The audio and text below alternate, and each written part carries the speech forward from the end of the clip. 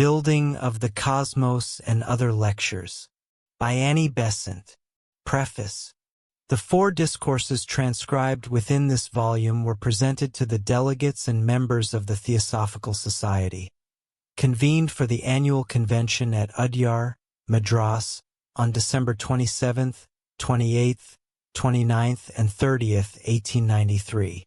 They were designed to demonstrate the efficacy of Helena Blavatsky's teachings as an interpretive guide to the more abstruse significances of the Hindu sacred books, thereby simultaneously validating the utility of both theosophical and Hindu doctrines. Furthermore, they aim to illustrate the consonance of these doctrines, establishing that any individual who subscribes to theosophical precepts must inevitably accept those of the Vedas and the Puranas regarding foundational tenets. That theosophy constitutes a fragment of the Brahma Vidya of pre-Vedic antiquity, that the Shruti represent the paramount exoteric manifestation of Brahma Vidya, that the Puranas were designed to confer the spiritual verities contained within the Vedas upon those classes precluded from their study, presenting them in a tangible form capable of facile assimilation. Such were the concepts seeking articulation in these lectures. From the outset, my embrace of theosophical teachings has necessitated an acceptance of the Hindu scriptures as the lode from which the gold of spiritual knowledge must be extracted. As a philosophy, theosophy may be maintained in intellectual isolation from Hinduism, as indeed from all religions, notwithstanding its replication of the Advaita Vedanta on numerous points. Yet, should any endeavor be made to derive spiritual sustenance therefrom, should it be promulgated as religion no less than philosophy, then the impulse for worship shall discover its ultimate fulfillment within Hinduism, which constitutes its primordial and most comprehensive exoteric presentation.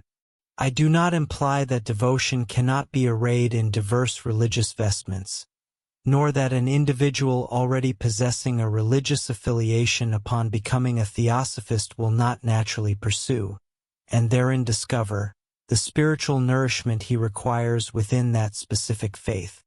However, should he approach theosophy from materialism, as was my trajectory, he will in all likelihood adopt for his devotional practice the ancient Sanskrit forms preserved within Hinduism, with which he has become cognitively acquainted through his philosophical inquiries. For myself, theosophy has proven gratifying not merely intellectually but also devotionally, and devotional theosophy discovers its most ancient and organic manifestation within Hinduism. The student of Brahma Vidya may thus, as a bhakta, concurrently become a Hindu, acknowledging that Jnanam and bhakti are both indispensable for the evolution of the spiritual life. I offer these brief remarks to elucidate my personal position as both theosophist and Hindu, a stance that permeates these lectures, and to refute the preposterous narrative suggesting that I have undergone a conversion to Hinduism subsequent to my arrival in India. I became a Hindu simultaneous with my unreserved acceptance of theosophy as promulgated by occultists, nor has there occurred any alteration, save for a progressively increasing clarity of vision, a continually expanding knowledge, and an ever-deepening profundity of gratification regarding the teachings embraced in 1889. Annie Besant. Ludhiana, February, 1894. Chapter 1. The Building of the Cosmos. Part 1. Sound. Brothers, when the monumental scriptures of the Hindu nation first impinged upon European thought, the resulting impression was of a singularly peculiar and noteworthy character. A discord arose among European intellectuals regarding the provenance and the merit of this ancient literature. On the one hand, it was acknowledged that a profound philosophy was discernible therein. On the other, the notion of discovering such a philosophy among a people regarded as less civilized than their critics generated significant contention concerning the manner in which these volumes had originated, and regarding the influences which had been operative in their construction.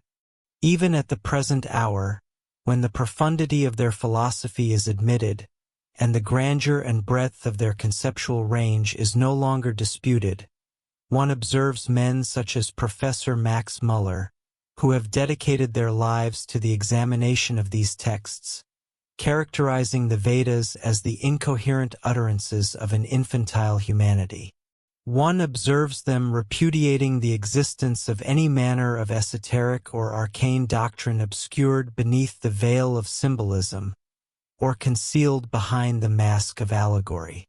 It appears to me that, in the West, it is impossible for thinkers to comprehend that a nascent race may exist, and yet that race may possess divine instructors, that one may observe a developing civilization, yet have that civilization situate under the guidance of those who are specially illuminated by the Spirit that is divine. Consequently, they have failed to comprehend the intrinsic value of the Scriptures, perceiving only the multitudes of the ancient populace, while understanding nothing of the dignity of those who stood above them as preceptors and as guides. In endeavoring to ascertain a purely human origin for the Scriptures, they have grievously erred in their analysis. For where the divine is disregarded, the development of no nation can be understood, and where the hidden deity within man is ignored, no true comprehension can be gained of philosophy, of religion, or of civilization. Now, my objective, and it must perforce be a very imperfect attempt in these lectures, is to substantiate the premise that within the Hindu scriptures one may discover philosophy, science, and religion of the deepest, of the widest, and of the most inspiring nature, that the science of the West is slowly beginning to traverse the paths which are clearly delineated in these scriptures, and that the knowledge which the West is commencing to accumulate from observations of the external universe is knowledge which may be more expeditiously attained through the study of the Scriptures, which were composed by those who examined the universe from within rather than from without. Thus, we may read that in the lotus chamber of the heart, with its ethereal void, one may perceive everything which is discoverable in the external world. Both the heaven and earth exist within it. Both Agni and Vayu, both the sun and the moon, and whatsoever else exists in this universe are present there, such that in discovering his spirit, man also discovers everything which exists in the cosmos. This is a declaration not only exquisite in its poetry but accurate in its science. And by truly acquiring the eyes of the Spirit, those eyes that penetrate every veil of external nature, we can gain knowledge at once more precise and more profound than that which can be revealed when the study is pursued purely through the corporeal vision. In pursuing this line of investigation, immense assistance has been afforded to us by that distinguished Russian lady and great teacher known to us as Helena Petrovna Blavatsky. Her value to the world resides not in the question of whether she was or was not capable of performing certain acts which others might be unable to rival. Her value to the world does not depend upon whether she be a worker of wonders or an illusionist. These are not the criteria by which she will ultimately be judged by posterity. From my own vantage point, these so-called marvels are matters of relative indifference. I regard the whole of them, while interesting from one perspective, as possessing comparatively minor significance. Her true value lay in the fact that she disclosed to us the secret of the ancient knowledge, that she placed into our hands the keys by which we might ourselves unseal the portals of the inner sanctuary, that she came to us possessing the knowledge of the things of the Spirit and was able to elucidate how we, for ourselves, might follow the clues she provided. Consequently, those who are instructed in this esoteric philosophy, referred to in modern times as the theosophical teachings, can turn to the Vedas, can turn to the Puranas, and there discover knowledge which is concealed from the lay peruser. Thus, she functions as a great teacher, fulfilling the role which in ancient times was maintained between the teacher and the disciple, taking the scriptures and unfolding their inner significance, thereby opening the way for spiritual progress and rendering it feasible for us to attain the ancient wisdom of the temples. I intend to corroborate that view by demonstrating, having selected certain teachings from the ancient Hindu scriptures, how these doctrines become clearer and more readily apprehensible when they are read in the illumination she has cast upon them in the volumes known by the title of the Secret Doctrine. I intend to support that teaching also by reference to the most advanced science of our own day, demonstrating to you how the Secret Doctrine, which is in reality the most ancient Indian teaching, is substantiated on the one side in the West by what is termed science, and on the other side in the past by the scriptures, the latter of which may be rendered more intelligible and coherent, and of which the ostensible paradoxes dissipate, when they are viewed in the light of these secret teachings, of which only a fragment is given to the world. Now, in speaking of the building of the cosmos, I cannot at the very outset address the question according to science as it is understood in Europe, because science in Europe does not concern itself with the genesis of things. It deals only with manifestation after it has attained a certain stage. It reveals nothing to us, as it were, of the primordial emergence into existence of the cosmos. It addresses nothing until we possess matter in a form which the sensory faculties can perceive, or at least which the imagination, proceeding along the lines of the sensory faculties, is able to construct. Tyndall has spoken of the scientific use of the imagination, and in that manner we can proceed on scientific lines beyond that which may actually be sensed. It is no longer argued that only that is true which can be perceived by means of the senses. That was the position maintained some 30 years ago. It is a position which the progress of science has rendered impossible to maintain today. However, you do find that science still maintains that nothing can come within its purview save such concepts as may be formed by the intellect based upon the facts which have been collected by the senses. Consequently, when you are dealing with the existence of the manifested cosmos, you must not in your thought transcend those material conceptions for which you already possess a foundation in the material phenomena that you have observed. That is to say, you may go beyond the material agglomeration that you can see, and you may posit the existence of the atom which is invisible, and which can only be perceived by an effort of the scientific imagination.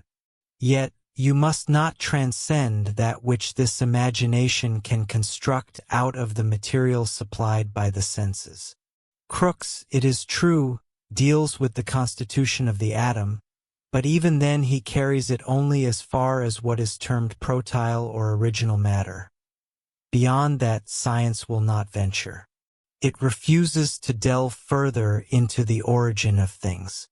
It declines to inquire, is it possible that behind this protyle we may still trace growth and evolution? Thus, in the initial delineation, we possess only the secret doctrine and the scriptures. We cannot introduce scientific criticism and assistance until a somewhat later stage in the argument.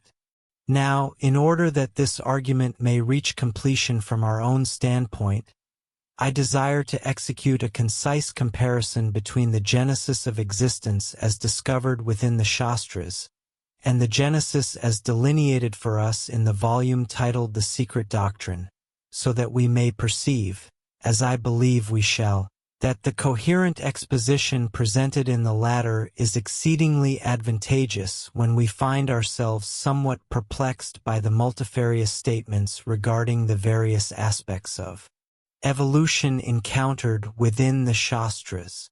For one must recall that blinds have been deliberately employed within these scriptures which have been entrusted to our care. We cannot, through consecutive reading alone, invariably acquire a coherent conception of the totality represented within this fragment. Thus, we economize significantly in time if we secure a glimpse of the whole, so that upon encountering the fragment, we may assign it to its proper station within the edifice we are attempting to construct, rather than searching indiscriminately and maintaining our knowledge in a fragmentary state for want of that architectural plan which Madame Blavatsky effectively supplies. Let us direct our attention first to the Shastras and observe how they delineate for us the origin of existence. Herein exists a very discernible distinction between the Puranas and the Upanishads.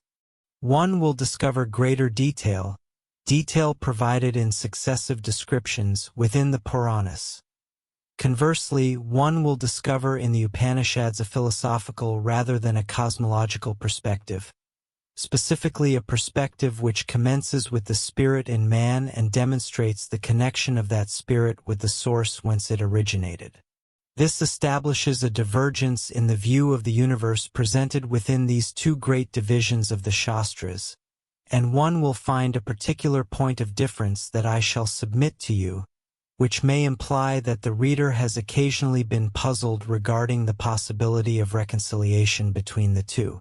First of all, then, if I may employ what appears a paradox but is in reality a truth, prior to the origin of things, thought is projected backward. For the origin of things signifies manifestation, it signifies differentiation. The very terminology things implies manifested existence. Antecedent to the manifest, there must exist the one. Even in European science this is recognized, and they rightly allege the one to be inscrutable and the phenomenal to be the object of observation. However, one will very rarely discover that the existence of that which resides behind phenomena is denied, save perhaps in certain comparatively minor schools of thought which perceive in the universe nothing but a mass of mutable phenomena, possessing no underlying unity in which these phenomena inhere. Generally, if science evolves into philosophy, the one is posited as incognizable and unknowable to human thought. Yet, there exists a still deeper conception within the Hindu view of the universe. For that which is unreachable by human thought is still, as one might articulate, upon the outer limit of manifestation, and even behind that outer limit, behind and beyond Brahman, who is described as invisible, intangible, unseeable, and unseizable even by thought, that which cannot be demonstrated, and whose sole proof resides in the belief in the soul, behind that, there is still posited that which possesses no name but merely a descriptive epithet, that which can only be referred to as the beyond Brahman, Para-Brahman of the philosopher, or the unmodified Vishnu of the Vishnu Purana. Now concerning that, the unmodified Vishnu, there is nothing to be articulated and nothing to be conceived. Neither thought nor speech possesses any function in that region, and we can only commence either to think or to speak when manifestation occurs, and when, out of that darkness which may not be pierced, the first vibration emerges which is light, the possibility of manifested existence. Subsequently, we arrive in the scriptures at the first of all manifestations, to that which is described sometimes, and notice the fact as manifested and sometimes as unmanifested. Unmanifested in itself, yet manifested in the act of generation. For our thought ascends, as it were, to Brahman, notwithstanding that Brahman itself is unseizable by human intellect. And we discover Brahman or its equivalent discussed in both those great sources of study, the Upanishads and the Puranas, as triple in itself, although not triple in direct manifestation. The one, yet possessing an inner and latent threefoldedness, which shall appear gradually in manifested sequence and render the universe of things a possibility. Brahman itself is essentially threefold, whether one interprets it as one might find it in the Taittiriyopanishad, where Brahman is characterized as truth, as knowledge, as infinity, or in that phrase which is more familiar to us, as existence, as bliss, as thought. In reality, within these words, one possesses the identical conception, Satchidananda, so invariably familiar when speaking of the Supreme, and this is but another phrase for that which one finds in the Upanishad previously cited. For what are Satyam, Nyanam, Anantam? These are merely distinct human terms which fail in the attempt to represent realities, and whether one adopts the one or the other threefold phrase is of no consequence. What one is required to grasp is that these are latent in the first emanation, and that the inception of the cosmos is the unfolding of this threefold latency into manifestation. It is the becoming active of the latent potentialities. Now, one finds in the Vishnu Purana that which represents the same concept of the triple latency.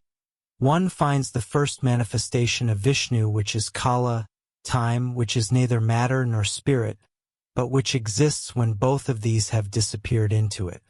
One may recall that in the second chapter of the Vishnu Purana we are informed that there exists Pradhana, which is the essence of matter, and Purusha, which is the essence of spirit.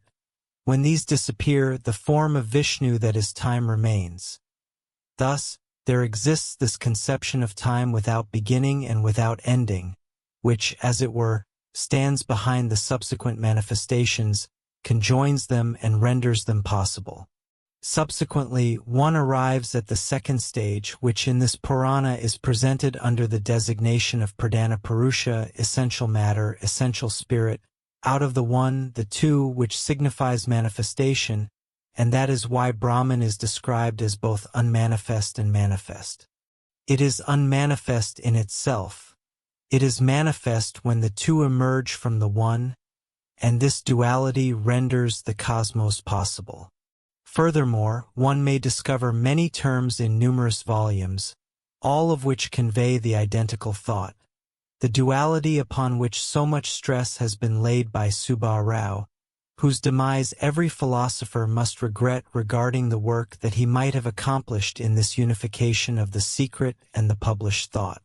One encounters Mula Prakriti and Deva Prakriti, which are merely other expressions for that which in Greek thought is designated the logos in manifestation. Again, one receives the singular characteristic of that pradhana, that it is via extensible.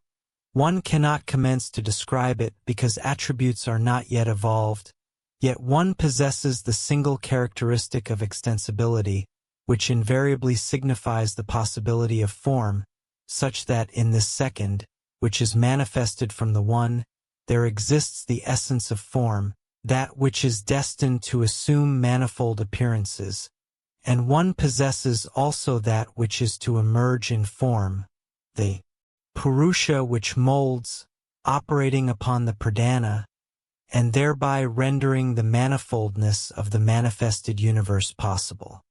Then there exists, still following the Vishnu Purana, the third stage or Mahit, that which is destined to be the controlling and directing force, that which is to be the overruler, as we may articulate, which in every instance shall guide the evolution of the universe, and render it consistent and reasonable throughout. And here I cannot but remind you for a moment that, in the preceding expression, I have employed a concept which we lately heard from Professor Huxley. He speaks of an intelligence that pervades the universe, recognizing, as it were, such an intelligence after professing agnosticism for so many years. One must concede the pervading quality of an intelligence, which is intrinsically identical to that fundamental conception of Mahit, an intelligence devoid of limitation, save for such restriction as the mere reality of manifestation must necessitate. While these three stages, delineated so clearly in the Vishnu Purana, are somewhat arduous to discern within the Upanishads, permit me to observe, prior to concluding our examination of the Puranic presentation, that the three constitute merely the unfoldment of the one, of the Satchidananda which resides latent within the first. One differentiates them only when regarding them as a triad. The first, subsequently, is Sat, or pure existence. What is the second, being dual in nature, if not Ananda, for the very phenomenon of bliss implies duality? And what is Mahat but Chit in manifestation? Thus, it is truly a process of unfoldment, as previously stated. All that lies latent within the one becomes manifest within the three. In the Upanishads, however, this unfolding remains somewhat obscured. A propensity exists within the Upanishads to transition directly from the Brahman, wherein all is latent, to the spirit within man, which is Brahman residing in the heart, the logos of the individual soul. Nevertheless, dispersed throughout the Upanishads, one may discover traces demonstrating the presence of the identical concept that is more definitively unfolded within the Puranic writings. Should one consult the Mundakopanishad, it is stated therein that from Brahman is produced life, which corresponds to Ananda, and mind, which corresponds to Chit.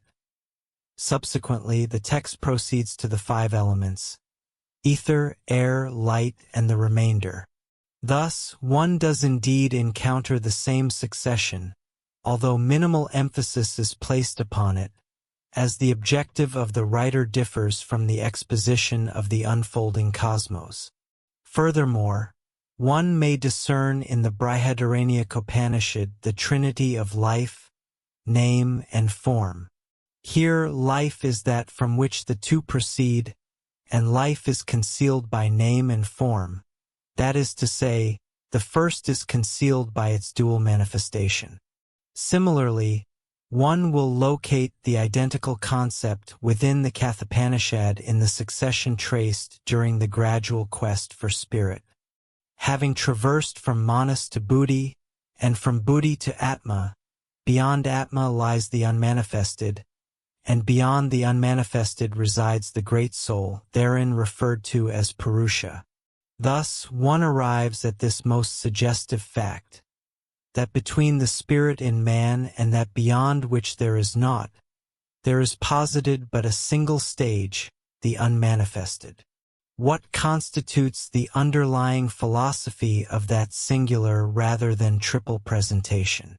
It serves to inform those whose vision is opened that, for the spirit in man, there exists but one between itself and that which is unknowable. For the logos of the soul is one, and one is the ray of which the spirit constitutes the reflection within the heart.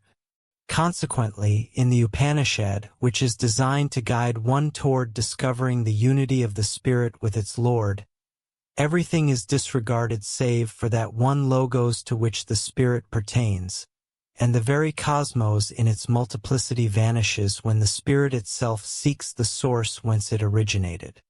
Turning now from this sketch derived from the scriptures themselves, let us consider the secret doctrine. I employ that title simply to denote the volume so named. We shall discover that the entirety of these most intricate teachings is presented in a form so simple and lucid that we may accept it as a clue to guide us in studying the far more arduous form in which it is presented within the Hindu writings. As it is constructed entirely upon the same foundation as that of the Shastras, one finds postulated first Para-Brahman, regarding whom nothing may be articulated, and subsequently the presentation of the 3 logoi, the term logos being utilized as it is more familiar to Western thought, and possessing, as we shall observe momentarily when I address the subject of sound, a special significance regarding the construction of the cosmos. The very term logos implies the builder, inasmuch as the uttered sound constitutes the great builder of all manifested forms. We then have traced for us the succession of these 3 logoi, which is merely the ancient Trimurti under another nomenclature, the same that we have been studying in the scriptures themselves, beginning with the first logos unmanifest, which is one title bestowed upon it. The first, the unmanifest, appears only to vanish, because in so far as the cosmos is concerned, the first logos remains unmanifested. It can become manifest only to the spirit in man, which is one with itself.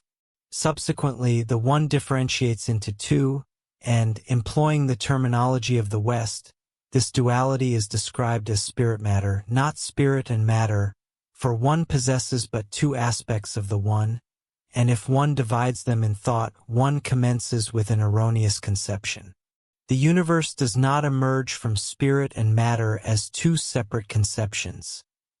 Rather, it is an evolution from spirit-matter, or the one possessing a dual aspect. Thus, in this second stage, one encounters, as I have stated, the Ananda aspect, and one observes Helena Blavatsky placing significant emphasis upon this fundamental unity which nevertheless becomes dual in manifestation. Spirit-matter, Purusha Pradhana. These constitute but the two primeval aspects of the one and the secondless.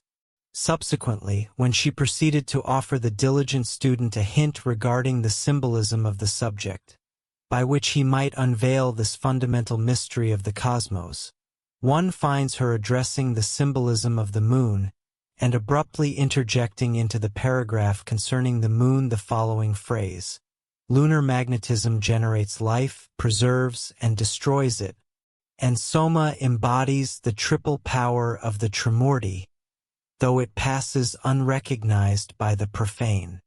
A brief juncture further on, she speaks of the one divine essence, unmanifested, perpetually begetting a second self manifested, which second self, androgynous in its nature, gives birth in an immaculate manner to everything macro and microcosmical within this universe.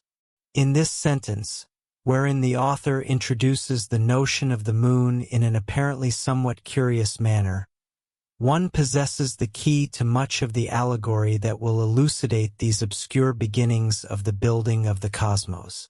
From one aspect, one perceives the sun, and from the other, the moon.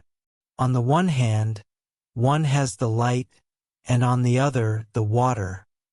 Fire and water are omnipresent as the agents by which the construction of the universe may occur.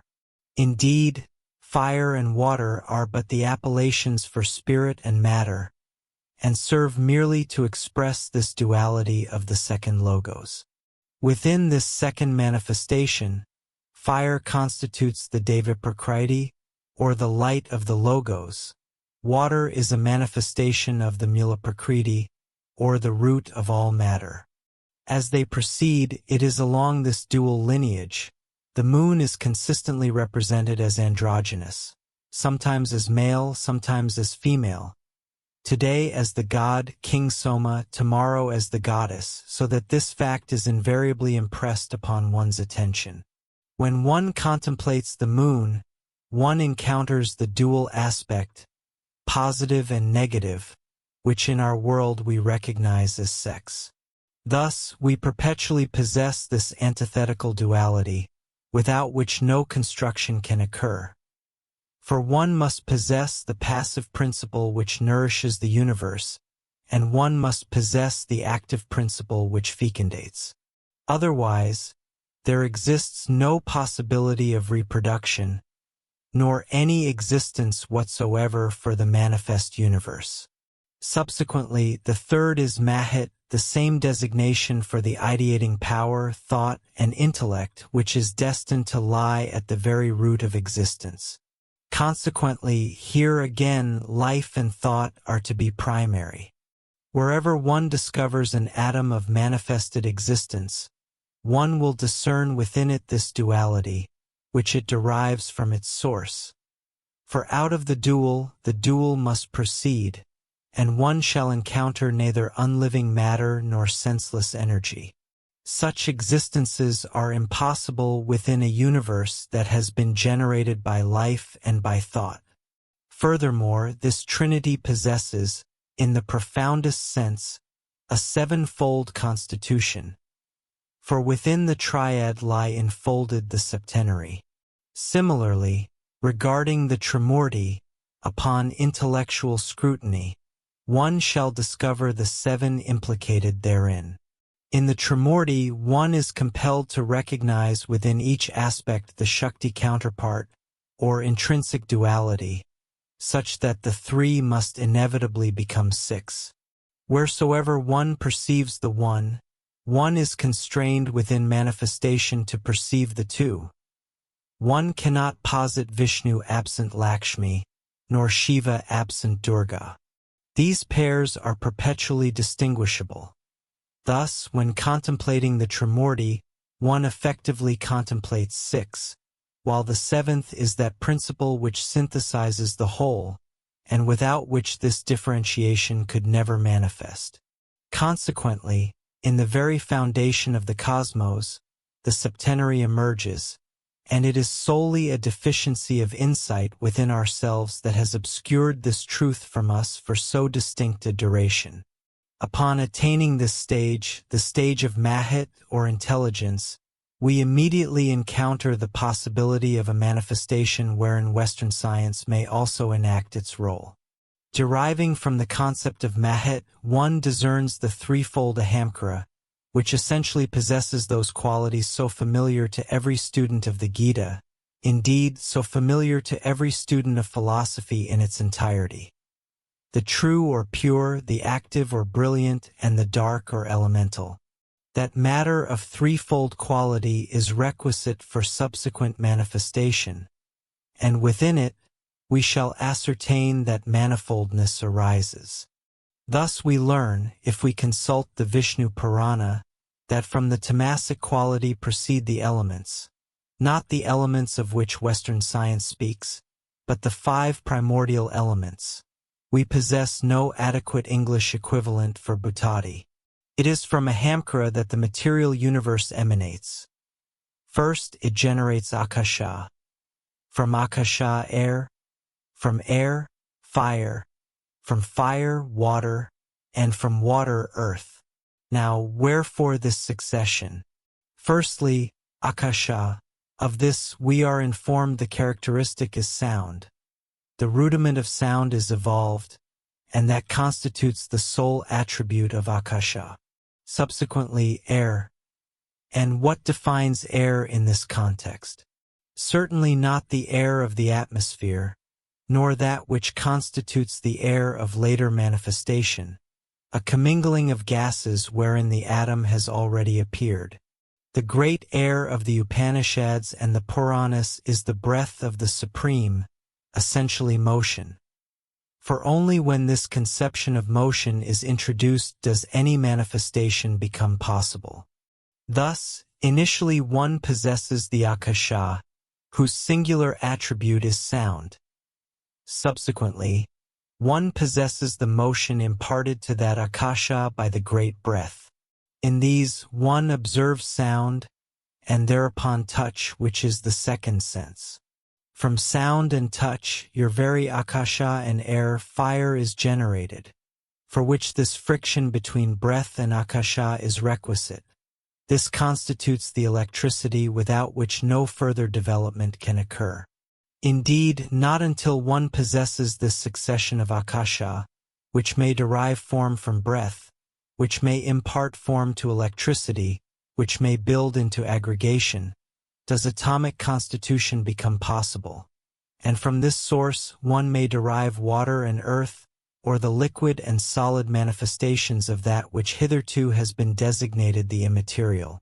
Observe how that succession is, as it were, guaranteed to us intellectually by the senses of man.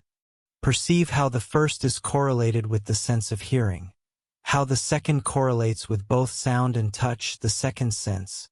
Note how with fire comes light, which is correlated with vision, such that one then possesses sound, touch, and vision. Note further how water ensues, which is correlated with taste, for without moisture taste cannot exist, and thus the 4 are present. And finally, earth, whose essential characteristic is smell, the last of the senses to be evolved in the physical realm, and therefore the first of the senses to be encountered on the astral plane when the soul traverses backward to seek itself. Helena Blavatsky, naturally adhering to this, has previously elucidated that the akasha is that which is generated from the third logos, and that its sole characteristic is sound. Yet here, immediately, modern science enters, and in this conception of the akasha wherein the great breath operates, so that by the akasha and vayu agni may appear, we find ourselves face to face with the most recent theories and discoveries of science, and with that genesis of the elements which is but another terminology for the construction of the cosmos, a subject one may study in the Western tongue within the writings of Mr. Crookes. Madame Blavatsky, in the first volume of The Secret Doctrine, wrote to a considerable extent regarding these discoveries of Crookes, insofar as they had been published when that volume was composed. Yet she remarked that certain particulars were still lacking. It is noteworthy that only at the very conclusion of her life, specifically in 1891, merely a pair of months preceding her demise, Mr. Crookes, addressing an audience of the elite scientists of England, declared that which had been a hypothesis had transformed into a certainty, and that he was now capable of advancing as definitely ascertained theories those concepts which, formerly, he had only been able to suggest as hypotheses potentially useful as a guide to discovery. And what constitutes this momentous discovery of his, concerning which it was remarked by one of his auditors that it would elevate his name to a level commensurate with the greatest thinkers and scientists of our era? It was the discovery that the atom is not eternal, that the atom is produced and not primary, that it is destructible and therefore has come into existence, for only that which is indestructible is eternal, as every philosophy must concede. Furthermore, he demonstrated that the atom must be viewed as dual, that it must be regarded as a neutral entity formed by the conjunction of the positive and negative elements in nature, and that the atom possessed permanence precisely because of its duality, because, as it were, the two were knit together, and this endowed it with its stability and its capacity to serve as the brick, so to speak, in the construction of the world. Subsequently, behind the atom he posited what he termed the protyle, borrowing the nomenclature from an occultist of medieval Europe, Roger Bacon, who had employed the same appellation to denote the primeval substance. When he sought to trace the manner in which these atoms were constructed, he found himself compelled to posit protyle as the primeval substance. Observe how the professor adhered closely to the lineage of ancient thought when he found himself obliged to posit motion, that is, the great breath which is the second element succeeding akasha, and without which the akasha would remain motionless and, consequently, devoid of generative power. Possessing protyle and motion, he then posits the third factor, the force allied to electricity, which, he asserts, traces for itself a spiral trajectory through space filled with matter. As this spiral course is delineated, atom after atom is generated by the aggregation of the protyle. Thus, all these atoms are formed, falling into definite chemical classifications in accordance with the position they occupy within the spiral traced by the electrical force. And wherefore is the spiral a necessary form? Firstly, one possesses motion. Imagine that the motion proceeds in a single direction. As that unidirectional motion proceeds through homogeneous matter, it compresses the substance, and as the matter solidifies, it dissipates heat. It is an established fact that such a decline in temperature must occur. Indeed, it constitutes one of the most familiar experiments in elementary chemistry that, where matter transitions from one state to another, from gas to liquid, from liquid to solid, or conversely from solid to liquid and liquid to gas, heat is either expelled or becomes latent, contingent upon the process of the alteration. To employ a common illustration, if ice transforms into water, heat becomes latent to an extent of what are termed 80 units, prior to the occurrence of any alteration in the external appearance or temperature of the ice. Thus, when the temperature changes concomitantly with the solidification of the elements, what must be the result? The inevitable conclusion is that the trajectory representing the motion must alter its direction. Concomitantly with the decline in temperature, a modification in motion will ensue. Should one wish to depict this, the rectilinear path no longer suffices. Rather, one must employ a line that constitutes the resultant of two combined forces operating in divergent directions, thereby necessitating the tracing of a spiral. Consequently, the ancient symbol of the serpent, so familiar in our literature, and of whom I shall speak further on the morrow, stands as the most profound emblem of the spiral coiling itself perpetually, thus providing us with the veritable image of cosmic motion. It is this configuration that our eminent scientists were compelled to adopt when generalizing force within the cosmos, and the genesis of the elements is effected through this spiral or serpentine motion. This movement is designated by Helena Blavatsky as the spiral motion of Fohat in space, for Fohat underlies all forces, and through its agency, the force of electricity is generated. Concomitant with this phenomenon is sound. One cannot possess motion within matter without the generation of vibration. Indeed, all vibration is fundamentally sound, convertible into sound, and transmutable into sound. Hence, the archaic phrase stating that the serpent glides hissing through space bears a profound and genuine significance. Therefore, the initial property generated within Akasha is sound, the word, the logos, and one may recall how distinctly and exquisitely Subha Rao has articulated this when discussing the uttered sound, the uttered word, wherein he characterizes Fohat as the instrument of the word. Furthermore, he demonstrates that what we articulate is the Vaikari Vak, which constitutes the entire cosmos in its objective form. For the whole universe is merely the utterance of the word that remains latent within the unmanifested logos and is spoken in the second logos, and it is this spoken word that comprises the objective cosmos. Thus, in both the cosmos and in man, this power of sound is identical, sound, without which form cannot exist. Sound, the architect of form which generates form, with every sound possessing its unique morphology and exhibiting a triple character. That it generates form, that it sustains form, and that it destroys form. Hence, once again, the Trimurti emerges, the creator, the preserver, the destroyer, all are one in distinct aspects, for the divine is unitary, regardless of the mode of its manifestation. Here, indeed, we may reconcile ancient and modern thought. Shabda Brahman is the force that constructs the cosmos, yet it is simultaneously the force by which a yogi awakens all powers within himself. Consequently, as I posit, by consulting our Western science, we may now adduce, in support of this form-building power of sound, numerous so-called facts, which to certain individuals are more persuasive than those profound realities of which the fact is merely the phenomenal expression.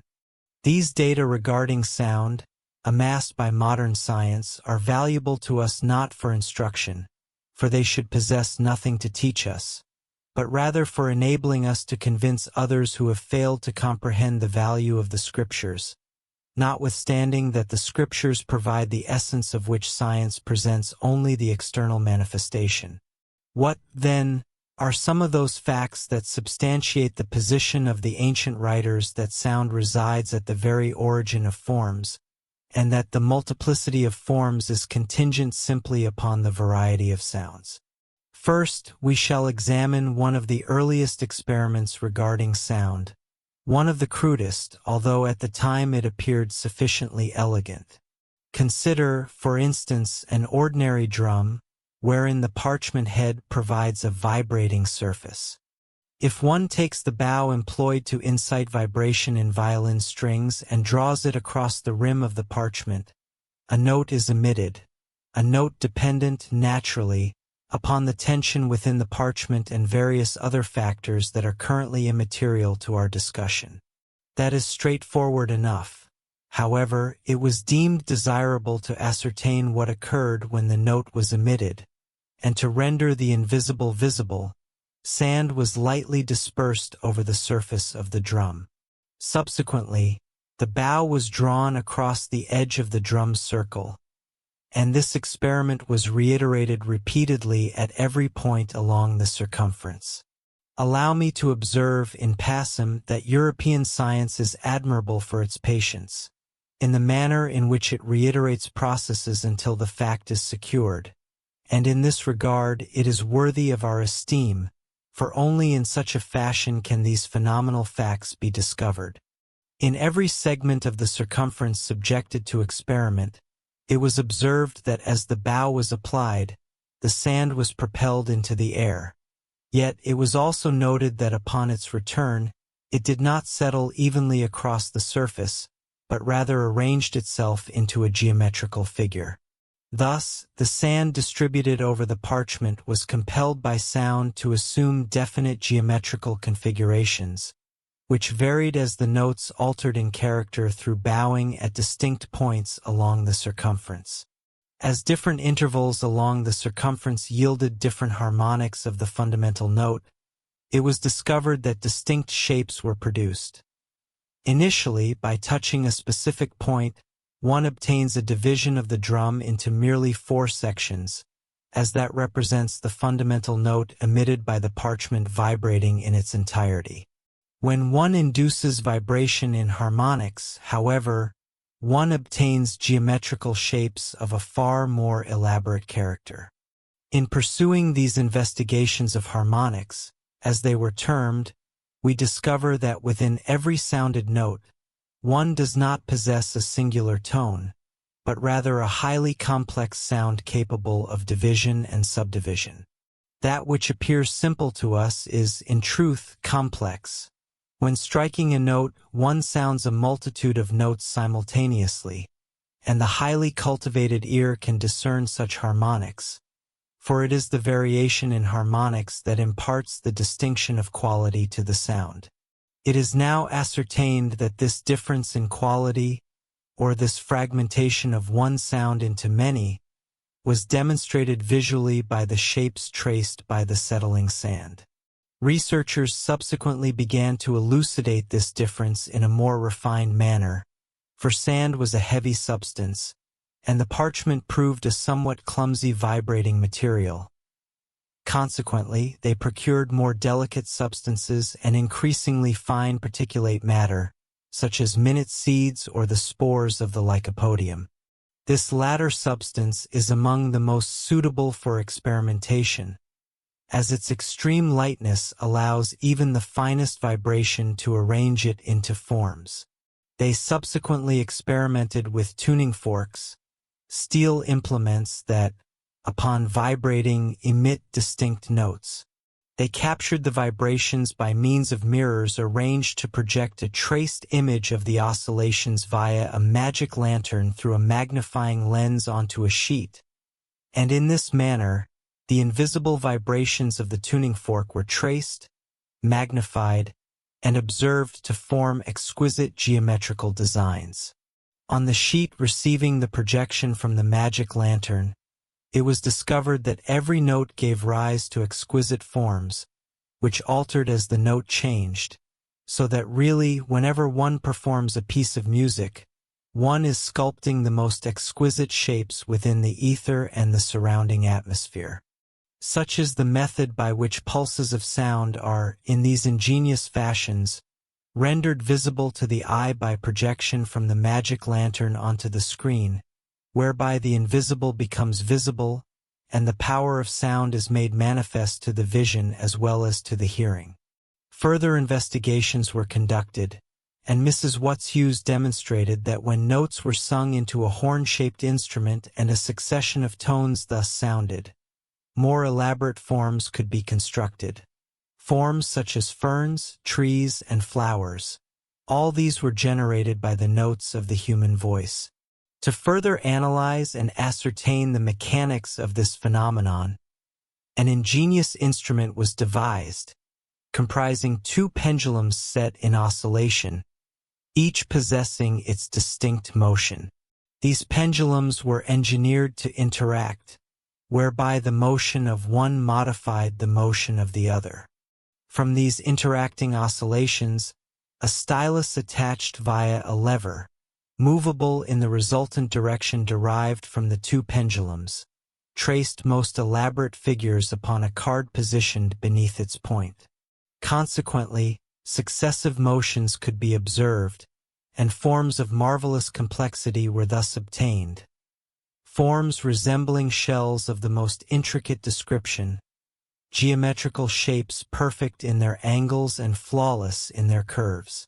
Since the vibrations of a musical note occur strictly in one direction, and as the pendulum motions consisted merely of oscillation to and fro, the interferences of the pendulums, configured to modify one another, were, in reality, a reproduction of true vibrations interfering with or modifying one another.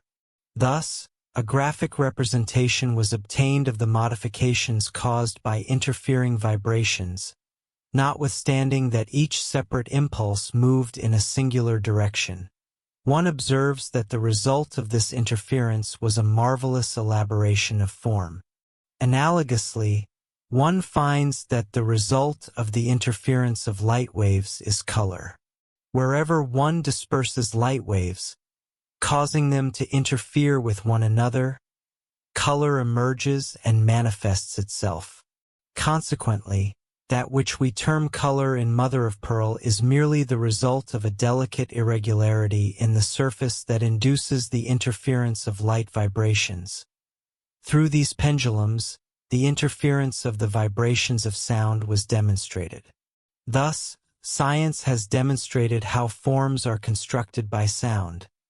Upon observing the external aspect of nature, we are arrested by the singular fact that geometrical shapes are ubiquitous.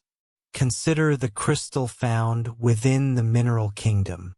Every crystal is constructed along specific directional axes.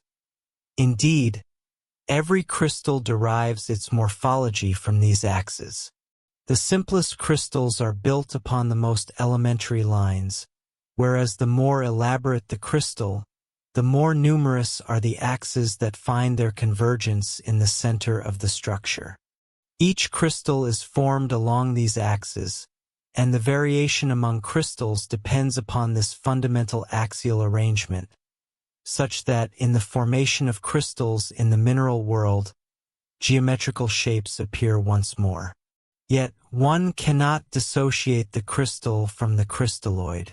The crystalloid resembles the form of the crystal in the mineral kingdom, yet it is discovered within the vegetable kingdom.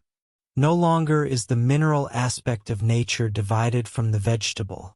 However, within vegetation, these bodies are composed of distinct material and are designated not as crystals, but as crystalloids. Here again, these axes appear, alongside the same suggestion of geometrical form upon which the vegetable world is constructed. When we study the vegetable kingdom, we proceed further still. Consider, for instance, a twig of a tree. Observe and analyze the arrangement of leaves thereupon. One discovers that the leaves are disposed in a spiral. The spiral, emerging once more as the generative force, directs the arrangement of the leaves, at times elementary, at others highly intricate. Consider a rudimentary example, such as that of the apple tree, so familiar to us in England, where the spiral acts in a ratio known as 2/5. In this instance, the spiral describes a double rotation, and there are 5 leaves positioned at the points of the spiral until the cycle commences anew upon the completion of the 5. You will ascertain, if you wind a length of cord twice around the stem or twig of the tree, that upon this spiral you have intersected 5 leaves arranged at equal intervals along the cord. If one examines another species of plant, one will discover a different arrangement, yet still the spiral remains. Another plant will possess yet another distinct arrangement, but still the spiral persists. Thus, when the plant puts forth its leaves, It operates invariably under this law of spiral arrangement, and there exists this geometrical rule governing the apparently irregular generation of leaves and flowers. There is no irregularity. The most apparently irregular arrangement is merely a complicated series of interlacing spirals. For occasionally, instead of a single spiral, do you want access to this and all the complete audiobooks on the channel, plus the ebook version?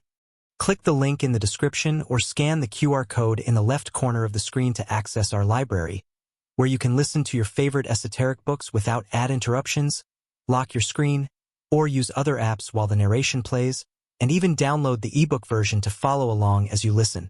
Listen on your computer via web browser, or download the app from the Play Store.